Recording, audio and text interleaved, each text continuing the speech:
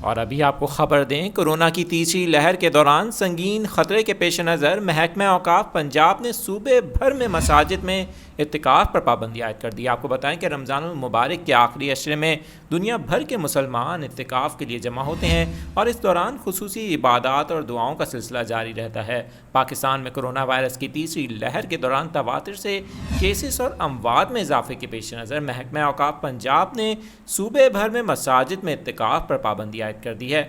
آپ کو بتائیں کہ محکمہ اوقاف کے نوٹیفیکیشن میں بتایا گیا ہے کہ پنجاب بھر کی مساجد میں اعتکاف پر پابندی ہوگی۔ یہ فیصلہ کورونا کی سنگین صورتحال اور خطرے کے پیش نظر کیا گیا ہے۔ اس سے پہلے آپ کو بتائیں national command and operation NCOC نے 21 رمضان المبارک کو حضرت علی رضی اللہ تعالیٰ عنہ کے یوم شہادت کے موقع پر ہر قسم کے جلوسوں پر بھی پابندی عائد کر دی تھی۔